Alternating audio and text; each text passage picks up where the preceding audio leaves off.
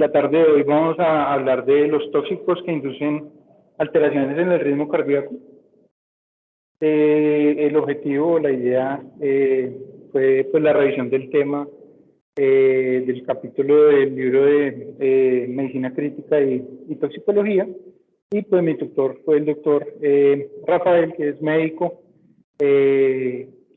toxicólogo e intensivista. Entonces la idea pues es revisar el tema la tarde de hoy. El doctor Ricardo en la charla previa, pues digamos que ya nos había adelantado algunas particularidades del tema.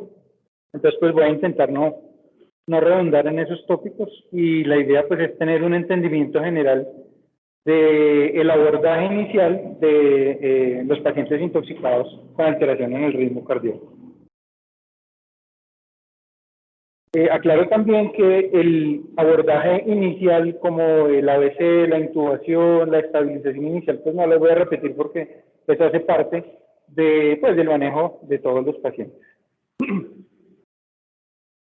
Inicialmente, pues digamos que a manera de introducción tenemos, o quería recordar algo de fisiología sobre el potencial de acción, los diferentes canales de electrolitos o iones que intervienen en el potencial, y algo muy corto del sistema nervioso central, pues como para ya dar continuidad a los elementos o los xenobióticos ya particulares. Bueno, entonces, dando continuidad con la charla, me disculpan, tenemos acá en este lado, pues básicamente en la gráfica de la izquierda, el potencial de acción, en donde podemos ver los diferentes momentos del potencial de acción. Tenemos la fase inicial, que es la fase 0, que digamos que estaría básicamente compuesta por un ingreso rápido de sodio a través de canales rápidos de sodio en la célula, ¿cierto? Podemos ver ese crecimiento positivo del potencial de acción hasta un momento en donde se detiene, y ahí estaríamos en la fase 1 del potencial de acción, en donde básicamente lo que hay nuevamente es una salida rápida por un periodo corto de tiempo de potasio. Eso pues representa la deflexión negativa que tiene la gráfica, para finalmente caer en la meseta, que es la fase 2. Esa meseta pues está caracterizada por la apertura de canales de calcio. Esos canales de calcio van a mantener el potencial de acción en el tiempo, y eso pues básicamente es lo que nos va a dar la morfología de la meseta. Y en la etapa 3, que es nuevamente el descenso del potencial de acción, lo que vamos a tener es una salida del potasio, y cuando ya llegamos a la etapa 4, básicamente vamos a tener la activación de la bomba sodio-potasio ATPasa, con la rectificación nuevamente del potasio y del sodio, para poder volver a llegar a el potencial de acción de reposo. Digamos que eso sería como la explicación. Acá en la gráfica de la derecha, pues básicamente lo que quería traer, o lo que quería mostrar, era los diferentes influjos que hay de los canales. Permítanme. Básicamente, como les dije, pues el influjo inicial de sodio, ¿cierto? La disminución o la salida de la célula de potasio, la entrada de calcio intracitoplasmático, y finalmente la salida de potasio. Obviamente hay que aclarar que el potencial de acción que estamos evaluando, pues es el potencial de acción de la fibra miocárdica, ¿cierto? Y acá, pues en esta misma gráfica, que sería esta, y tenemos también el potencial de acción de la fibra conductiva, que básicamente la diferencia que tendría es que en esta primera fase, o la fase 0, en este depende de canales de sodio, mientras que en esta fase 0, pues básicamente lo que depende es de canales de potasio. Y acá hay una pendiente de repolarización, que finalmente pues es lo que le da la automaticidad a la fibra nerviosa cardíaca. Respecto a la relación que tienen estos momentos durante el potencial de acción, pues quería aprovechar también y recordar alguna otra cosa que vamos a nombrar o a transitar durante la charla, que es básicamente pues la clasificación clásica de Vaughan, que es la clasificación de los antiarrítmicos. Recordemos que en la clase 1, pues principalmente vamos a tener los bloqueadores de canales de calcio, ¿cierto? Dentro de ellos el 1A como la quinina y la procainamida, el 1B que pues principalmente serían los anestésicos locales, y el 1C que serían la flecainida y la propafenona. Dentro de la clase 2, básicamente tendríamos los beta bloqueadores, que ellos, como pues lo había mencionado, intervienen en esta fase 4, que sería sobre la bomba sodio-potasio ATPase. La clase 3, que serían bloqueadores de canales de potasio, y la clase 4, pues finalmente que serían bloqueadores de canales de calcio.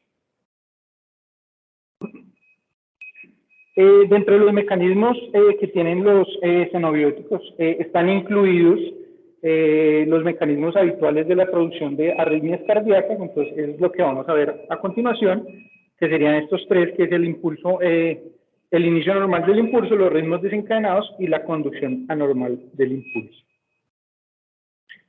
En esta gráfica nuevamente tenemos la despolarización. En este caso, pues por la morfología podemos ver que es sinoatrial, y básicamente tenemos algunos elementos que determinarían o determinan la frecuencia cardíaca en este caso. El primer elemento de ellos va a ser el potencial de reposo, ¿cierto? Que en este caso estaría localizado en menos 70. El segundo elemento que vamos a tener es el umbral o el potencial umbral. Básicamente, ¿por qué son importantes estos dos? Porque estos dos son los que nos van a determinar la pendiente que va a tener esa despolarización, ¿cierto? A medida de que la pendiente se hace menos pendiente, valga la redundancia, pues lo que voy a tener finalmente es que la frecuencia cardíaca va a disminuir. Y finalmente, otra cosa bien importante para entender pues los mecanismos de la alteración en el corazón mediado por estos xenobióticos va a ser el periodo refractario relativo y el periodo refractario absoluto, teniendo en cuenta que algunas despolarizaciones tardías podrían caer en el periodo refractario relativo, lo que pues conocemos habitualmente como el fenómeno de RNT, pues desencadenar eventos de arritmias cardíacas, en este caso particularmente como sería la torsión de punta.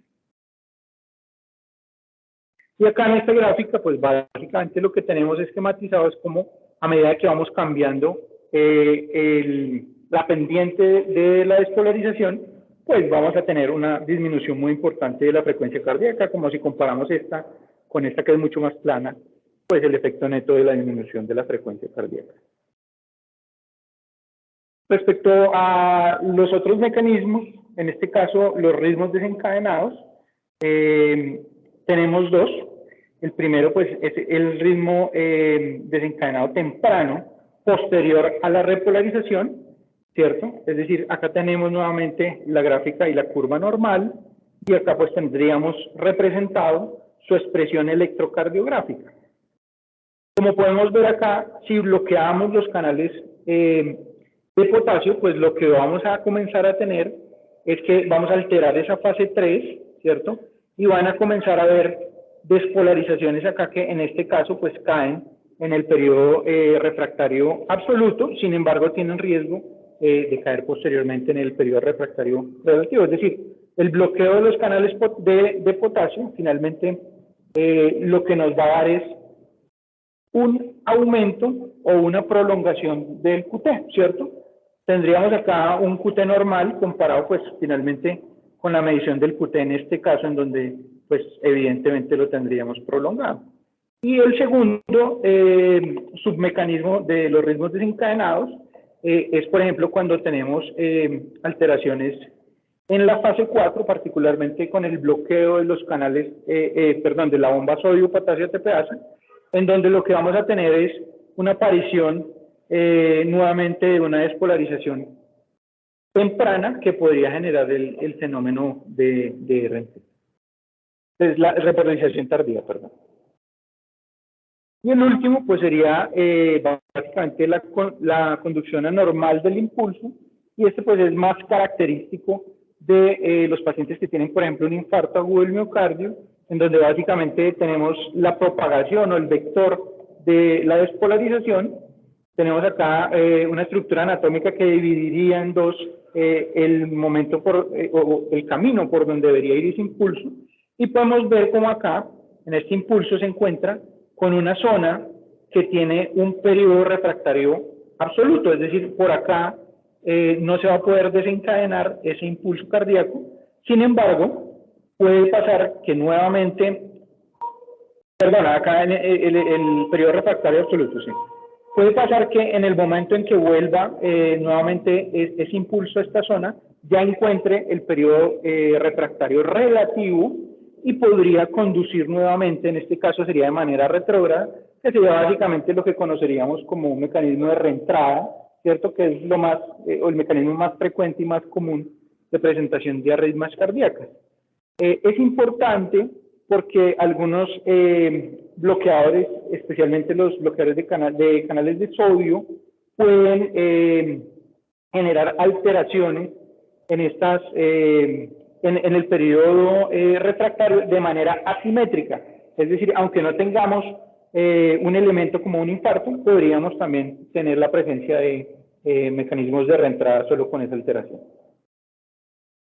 Respecto a la depresión de membrana, es decir, acá ya vamos a hacer hincapié en el bloqueo propiamente de cada uno de los canales. En los bloqueos de los canales de sodio, pues tendríamos, como tenemos la alteración en la fase 0, ¿cierto? Pues el efecto electrocardiográfico que vamos a ver en este caso va a ser una prolongación del QRS, obviamente con su consecuente prolongación del QT, porque recordemos que el QT está incluido ahí también con el QRS. Con el bloqueo de canales de calcio, pues vamos a tener un mecanismo fundamental en el efecto con los mecanismos moleculares de la contracción cardíaca, ¿cierto? Al disminuir esa disponibilidad de calcio, vamos a tener un efecto sobre la contracción, vamos a tener un efecto sobre el inotropismo y sobre la propagación del impulso, que nos va a generar, pues obviamente, bradicardia sinusal, podemos tener un PR prolongado o un bloqueo auriculoventricular.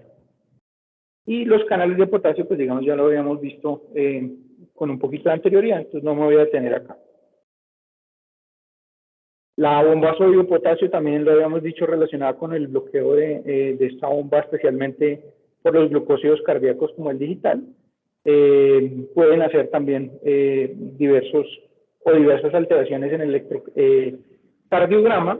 Acá podemos ver como el bloqueo de esa bomba, lo que vamos a tener es directamente un aumento del sodio intracelular, y este sodio intracelular va a hacer que el intercambiador de sodio-calcio trabaje de manera inversa, es decir, esto que está acá. Básicamente vamos a tratar de sacar ese sodio y compensando con la entrada de calcio, vamos a tener un aumento de la disponibilidad de calcio intracelular, lo que va a predisponer a unas contracciones tardías, que pues sería este caso de la derecha.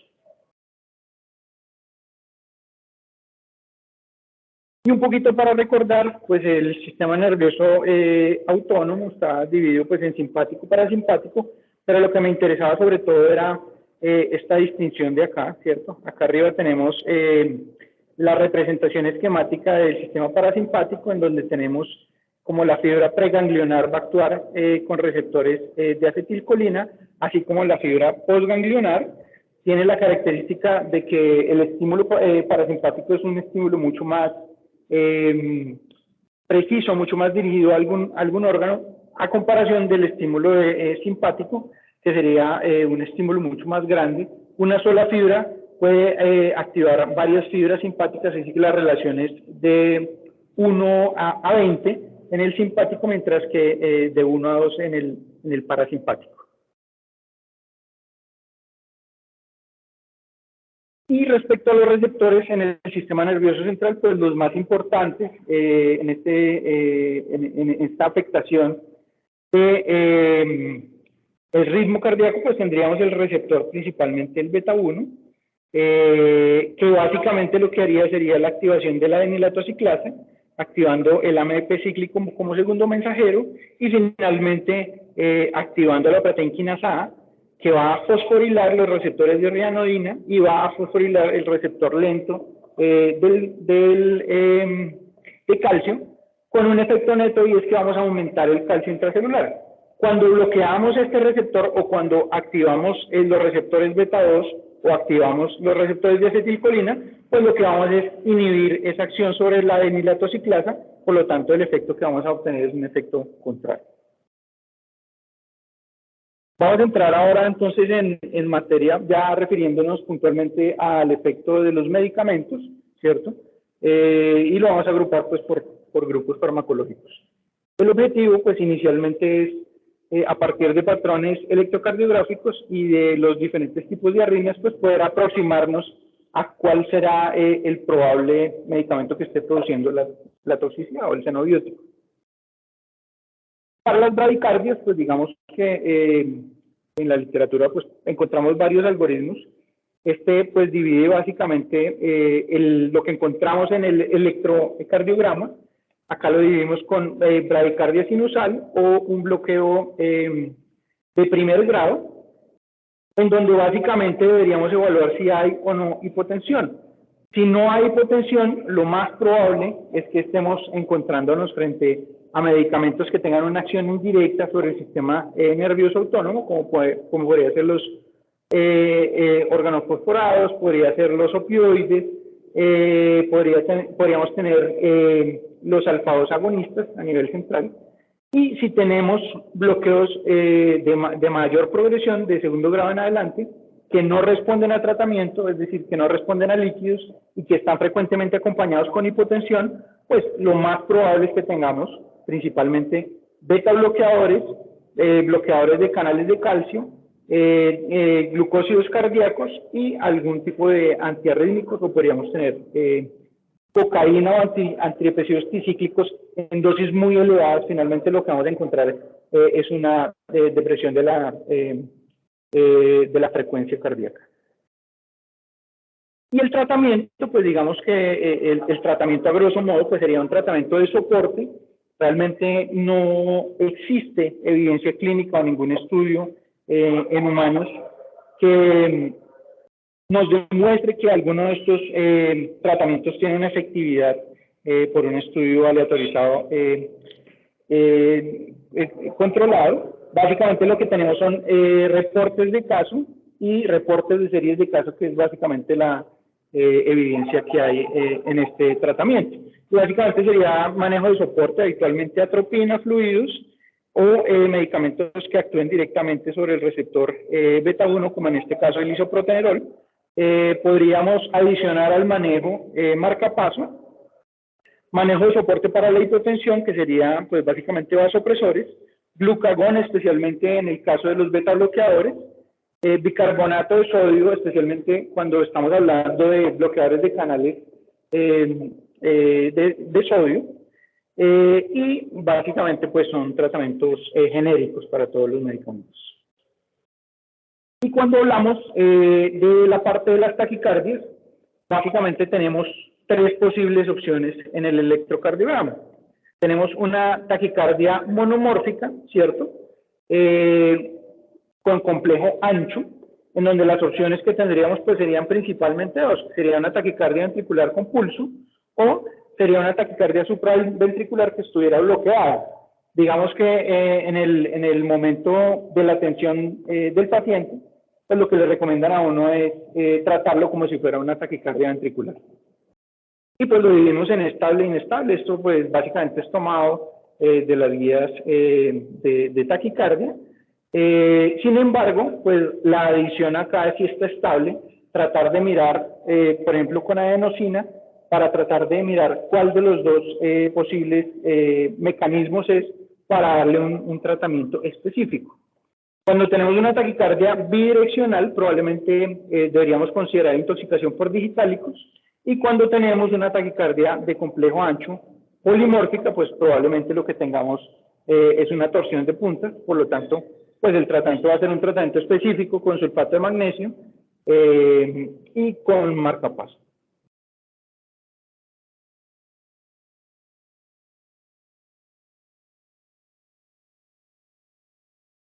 Entrando un poco ahorita a las toxinas específicas, los betabloqueadores, pues tenemos acá en esta lámina como de un menor grado de toxicidad a un mayor grado de toxicidad van a ir variando los síntomas, es decir, la dirección de la flecha.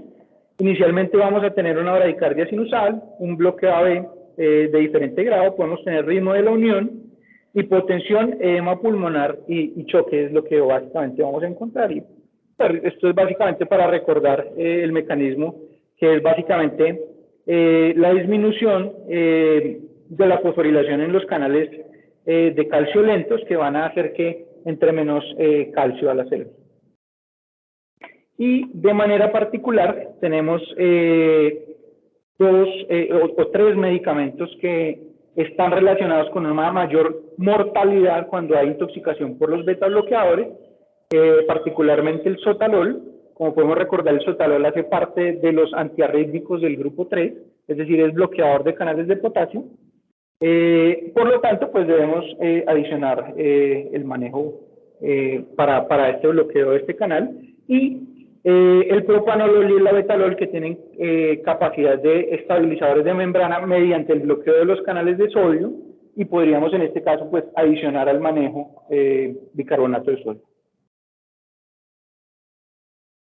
Respecto a los bloqueadores de canales de calcio, digamos que cuando hablamos del nifedipino o del amlodipino, pues prácticamente no tenemos una repercusión sobre la frecuencia cardíaca. Sin embargo, el verapamil y el diltiazem sí van a tener una depresión miocárdica, una hipotensión. Digamos que el cuadro es muy parecido o realmente es casi compartido con los beta bloqueadores.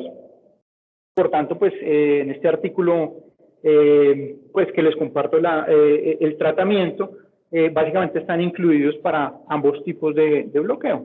Como podemos ver, y pues como el doctor Ricardo ya nos había adelantado, el tratamiento inicial con una dosis alta de insulina, que es una dosis de una unidad por kilo, con un mantenimiento de 1 a 10 unidades por kilo hora, ¿cierto? Digamos que el mecanismo exacto por el cual hacen o contrarrestan el bloqueo con los calcioantagonistas y con los beta bloqueadores no es muy conocido. Parece ser que aumenta la disponibilidad pues, de glucosa cardíaca, pero pues no se sabe exactamente cuál es el mecanismo.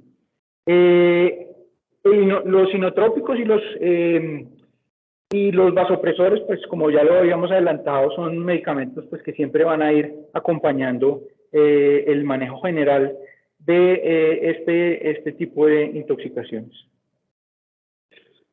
El glucagón, especialmente utilizarlo cuando tenemos una toxicidad por beta bloqueadores, digamos que es la indicación que realmente tiene, aunque como les dije, esto pues es solo por reportes de casos. Podemos utilizar el levosimendan, teniendo en cuenta pues que es un sensibilizador del calcio intracardíaco, y podemos utilizar como último recurso pues el marcapasos para tratar de mejorar la función cronotrópica de nuestro paciente. ¿Qué otras terapias podríamos utilizar como ayudantes? Básicamente la asistencia extracorpórea en pacientes que tengan choque cardiogénico, la infusión del intralípido, el lípido al 20%, ¿cierto? Que teóricamente tendría, o lo que haría sería, los medicamentos lipofílicos, pues los va a capturar evitando que se unan con su receptor, y el azul del metileno, pues que digamos que es una terapia que es bastante discutida. Particularmente cuando tenemos la intoxicación por bloqueantes de canales de calcio, deberíamos iniciar una infusión de gluconato de calcio, ¿cierto? Y además de eso, pues utilizar vasoconstrictores. Cuando hablamos ya particularmente de la cocaína, en la cocaína lo que tenemos es principalmente un bloqueo de la recaptación de noradrenalina. Como podemos ver acá, tenemos los cuantos de noradrenalina, ¿cierto? Acá tenemos el receptor o la molécula encargada de la recaptación, y pues la cocaína lo que va a hacer es bloquear esa recaptación con un efecto neto de un aumento de la noradrenalina en el espacio sináptico. Y básicamente pues lo que vamos a tener es un síndrome pues en el que vamos a encontrar taquicardia, vamos a encontrar un ritmo idioventricular acelerado, podemos encontrar asistolia, torsión de puntas, podemos encontrar también un patrón de Brugada. Es importante anotar que también la cocaína puede inhibir los canales de sodio, por tanto, pues tiene diferentes mecanismos por los cuales vamos a llegar a la arritmia cardíaca. Y el tratamiento, básicamente es un tratamiento sintomático.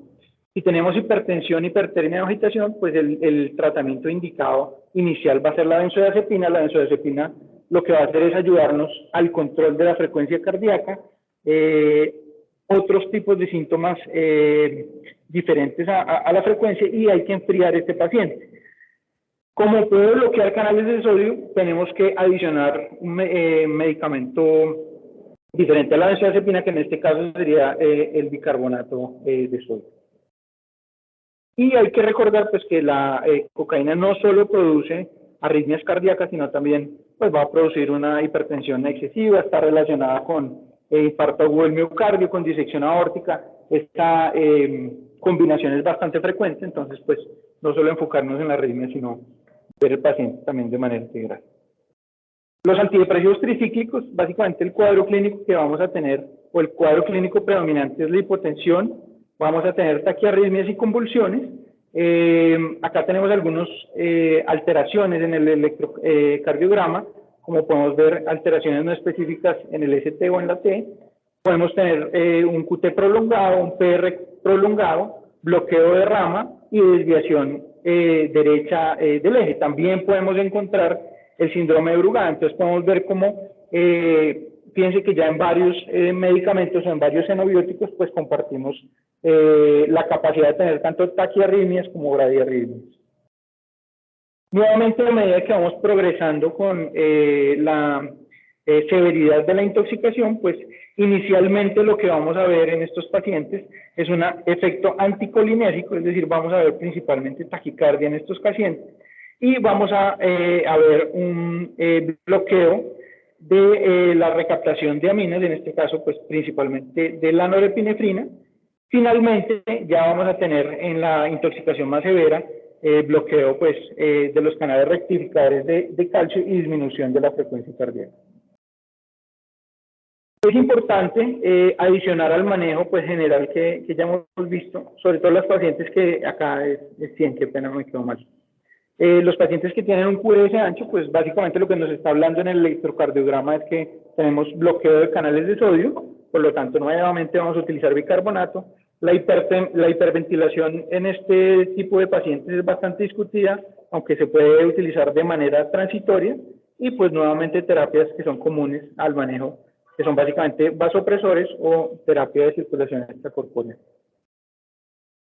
Los antipsicóticos, básicamente lo que vamos a tener en el cuadro inicial va a ser un antagonismo alfa-adrenérgico, es decir, vamos a tener pacientes que van a tener una hipotensión muy marcada, podemos tener una actividad anticolinérgica, van a estar taquicárdicos y depresión de la membrana por diferentes canales que se pueden bloquear.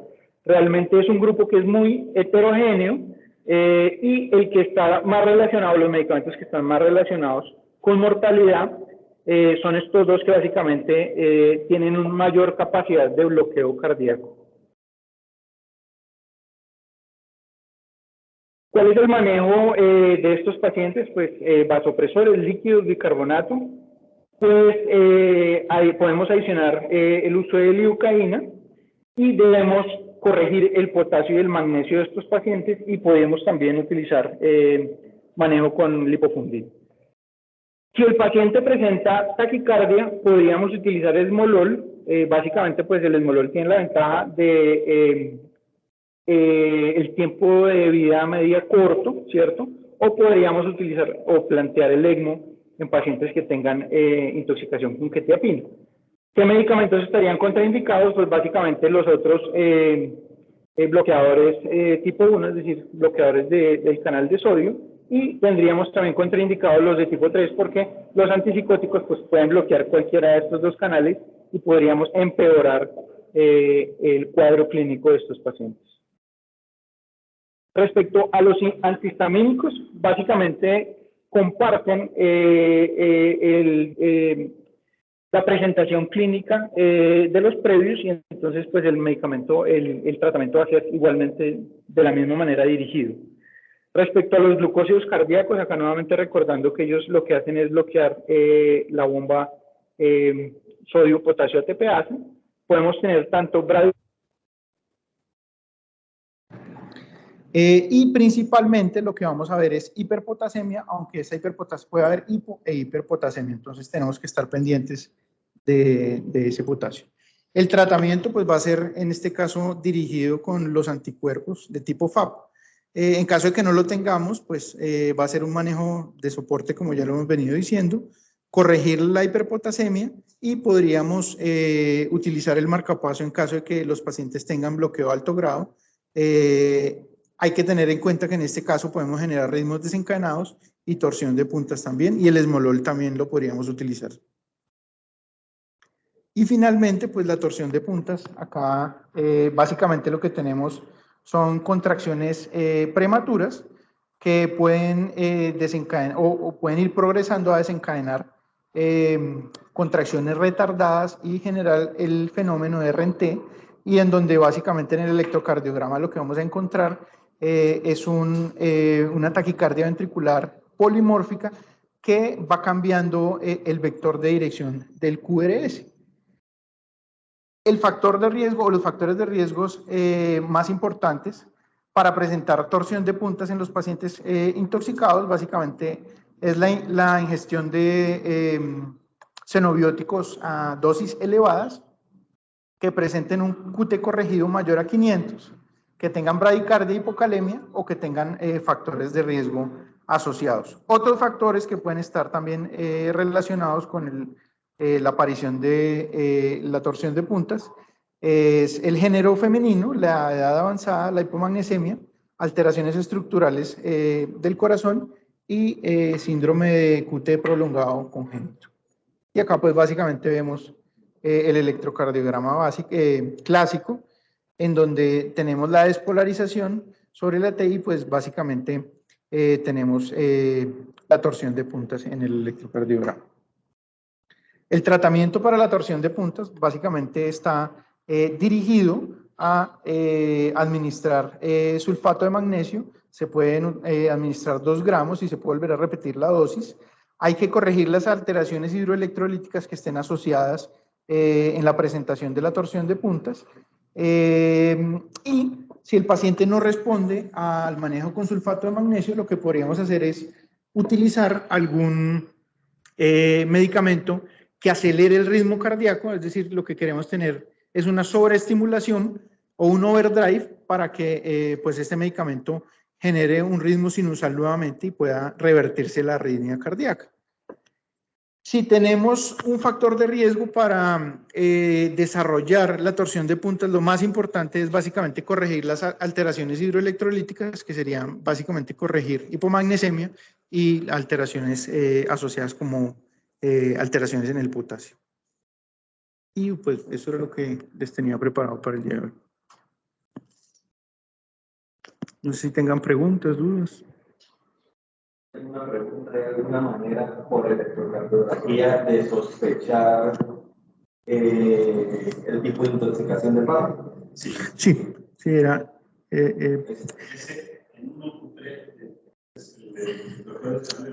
Ajá. ¿Y cómo lo describirían el síndrome de Brugada? Brugada es más del bloqueo. Acá el patrón electrocardiográfico es en D1 hay una S profunda, y en ABR hay R mayor a la S, la relación R es más de 0,7. Con un QRS que esté más de 110, indicativo de sodio, y en Brugada vemos el patrón clásico de Brugada, pues por los 3 patrones de B1. ¿En dónde? B1. ¿Pero dónde se buscan más? Si uno tiene dudas. Si uno tiene dudas, el patrón de Brugada. Las derechas. Las delegaciones derechas. Acuérdense que uno evalúa si es un patrón de Brugada tipo 1 y que empieza a pensar que es algo hereditario. ¿Y por qué un marcapaso, Iván? Sí, señor. ¿Por qué un marcapaso? Por ejemplo, los síndromes de ajuste prolongado. Lo que uno quiere hacer es sobreestimular o la frecuencia que va llevando la arritmia, sobreestimularla para que nuevamente sea o se convierta en un ritmo sinusal, o sea, hacer un overdrive del ritmo que hay en este caso. Eso es como lo entendí. ¿Por qué? Miremoslo así. ¿Por qué marcapaso? Sí. ¿Por qué adenosina y por qué isoproterenol? Digamos que otro factor de riesgo importante para desarrollar la torsión de puntas, también adicional, es la disminución de la frecuencia cardíaca, ¿cierto? A medida que yo tengo una frecuencia cardíaca menor, tengo más riesgo de generar despolarizaciones tardías, por lo tanto, entre más yo aumente la frecuencia cardíaca, disminuyo el riesgo de que esas despolarizaciones tardías puedan generar un fenómeno de RNT. Ese también sería otra opción para el marcapaso, hacer el overdrive en ese caso. ¿Por qué isoproterenol, marcapaso o sí? Y pues con el isoproterenol. No, cualquiera de los tres. ¿Cuál es la razón? ¿Cuál es el fundamento para utilizar? O sea, ¿cuál es el fundamento, la plausibilidad fisiológica para utilizar los tres? El aumento de la frecuencia, pero por los receptores, ¿no? Cuando bien. De aumentar o reducir y que se vaya por la vía que es para que se vaya por la vía prolongada.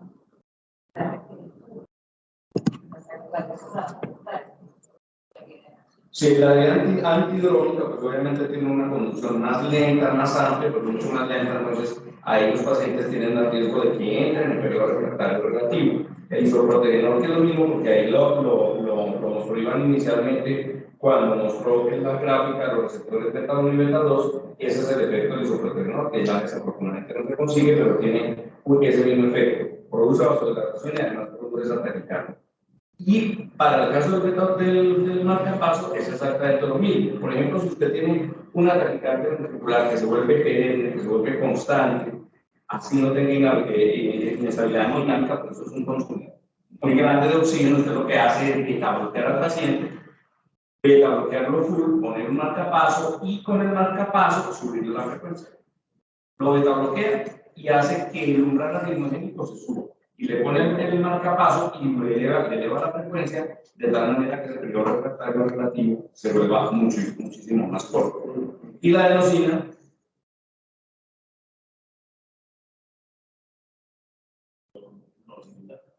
¿la qué? Estaba pensando el toque cómo afectando el nodo sinusal, bloqueando el nodo, pero no sé. Estaba pensando mal, Pero es que acuérdense que, por ejemplo, las conducciones antihidrómica y ortodrómica generalmente, o sea, son conducciones que aparecen por debajo de la registración. Usted lo que hace con la adenosina, acuérdense, lo que hace usted, por ejemplo, exacto, lo que hace con un flotter y la adenosina es que, o sea, usted tiene que estar seguro de que no hay un gas, no hay un gas aberrante que de pronto esté escondido para ponerle adenosina. O sea, como le pone calcio antagonista, por ejemplo, bloquea y se va por el gas aberrante, entonces la mata que exactamente. Con la adenosina lo que hace es, digamos, quitar la basurita de encima y ver si es una conducción por debajo de la raíz y qué tipo de conducción tiene. Si es una ortodrómica o una antidrómica, ese es el oficio. Que además creo que las intoxicaciones, no sé, ahí si me meto no sé, pero debe tener el mismo camino finalidad. Sí, los temas no se usan mucho, porque generalmente sí, pero con el identificado de El síndrome. Ah, sí, está identificado con no utilizar, porque ya uno sabe. Ah, tiene razón. En la diapositiva de la cocaína y las anfetaminas, era que en el tratamiento estaban los beta-bloqueadores. Me llamó la atención. Sí, es discutido, realmente en la cocaína es discutido el uso de los betabloqueadores, porque teóricamente si uno utiliza un betabloqueador que no sea cardioselectivo, podría tener un efecto de estimulación alfa sin la oposición beta 2, es decir, podría inclusive empeorar la taquicardia, aunque eso es bien discutido. Hay algunos reportes de casos que dicen que sí se presenta, hay otros reportes de casos que dicen que se ha podido utilizar sin ningún problema. Por eso lo que le recomiendan casi siempre es utilizar medicamentos como el esmolol, que en este caso pues sería cardioselectivo, no tendría ese problema, y además de eso, si llegara a presentar alguna complicación, lo podría terminar rápido. Pero si uno tuviera, digamos, que lo tenemos aquí muy frecuente, una arritmia desencadenada en un paciente con intoxicación por cocaína, ¿cuál sería el antiarrítmico de elección? Lo que yo encontré que proponían era el beta bloqueador de acción corta. ¿A uno le gustaría que las arritmias de intoxicación fueran por una línea? Si es cocaína, va a ser una taquicardia sinusal siempre, y eso no va a pasar, porque no es lo mismo probablemente un paciente con un efecto de un simpático mimético en un estado de deshidratación y que tenga algún trastorno electrolítico de base, que porque sin duda alguna va a condicionar como el intercambio de iones, o que esté bajo el efecto de otra droga, a que no lo esté, ¿cierto? Entonces, el llamado es comprender el mecanismo, los mecanismos generales. Y en esos mecanismos generales se adaptan los xenobióticos. ¿Listo? Pero fíjate que una cocaína te puede dar una taquicardia ventricular de complejos anchos, pero también te puede dar una taquicardia de complejos no anchos, de complejos estrechos. Entonces, la idea es hacer un diagnóstico basado en el electrocardiograma. Y para el cual, aparte del paciente no intoxicado, te va a servir mucho saber qué xenobióticos están en juego. Entonces, taquicardia ventricular, perdón, una taquicardia de complejos no anchos, listo. ¿Tiene o no tiene cocaína? ¿Vale? Si tiene cocaína, la recomendación es, lo que dice Iván es muy cierto, eso está muy discutido. Y la razón por la cual se puede usar el sotalol no es solamente esa. Recuerda que el sotalol no es que sea cardioselectivo, es que no tiene un mecanismo beta puro. Porque el problema siempre que se ha dicho es que cuando hay disposición de catecolamina abundantes, las catecolaminas siempre van a buscar un receptor sobre el cual actuar. Si tú le tapas los receptores betas, pues va a haber más disponibilidad para los receptores alfa. Ese es el punto. Entonces, ese es el efecto alfa que te juega ahí, listo. No es de cardioselectividad. Él va a buscar para dónde irse. Entonces, ¿cuál es el antiarrítmico de elección? Pues depende de la arritmia que tengas en ese momento.